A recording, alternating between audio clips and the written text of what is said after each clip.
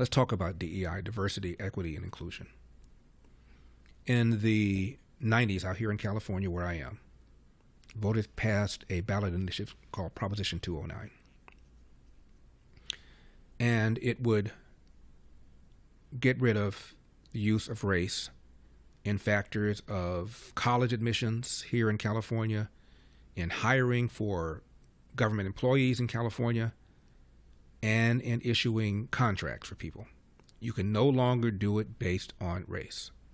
And regarding admissions into colleges and universities, the left went absolutely nuts. They said, well, black people won't be able to get into the more competitive campuses of UCLA and UC Berkeley. It's going to be horrible. Well, voters passed it anyway. By the way, at the time, the majority of the voters in California were white. Now the largest voting bloc or majority population, there's no population in California that's a majority, but the greatest plurality are Hispanics, roughly 40%, and then whites are about 30%, Asians are about 15%, blacks are about 6%. But at the time, the majority was white, and the majority of voters were white. And 209 passed by double digits.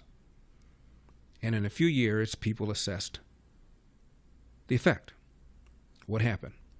It is true there were fewer blacks admitted into UC Berkeley and UCLA, but there were more blacks admitted into the lesser competitive campuses like UC Riverside, UC Irvine. And get this, they were more likely to graduate on time. Turned out, when you lower the standards and put people on a pace they can't keep up with, like at UCLA or UC Berkeley, they're far more likely to drop out. And the overall number of blacks and Hispanics at all of our California universities and colleges was about the same. They were just matched better, less likely to flunk out, more likely to pass on time.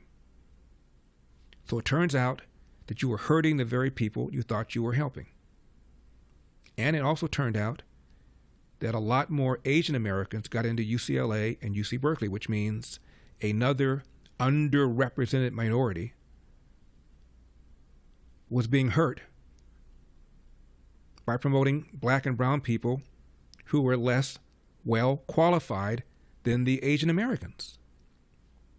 Now, I thought Asian Americans were minorities. I guess they're not minorities now because they do so well on SAT tests, so they've ceased being minority. It's ridiculous. Absolutely ridiculous. And right now, at UCLA Medical School, which used to be one of the best in the country, there is a dean who is a huge proponent of DEI. And so there are a whole lot more people of color at UCLA Medical School than ever before. And guess what? After you're in medical school, your second year, you take exams to make sure that you're keeping pace and learning what you need to learn. Half of them couldn't pass. Half. Now, what do? Socially promote them? Let them practice medicine anyway? What have you done? What have you done? This is not just sociology. This is medicine. This is life and death. What have you done? This is insane. She's been called out and still there. Some of the other students have been complaining. Still there. DEI? Are you kidding me? You're damn right. People like Pete Hegseth don't like it. 888-971-SAGE. I'm Larry Elder.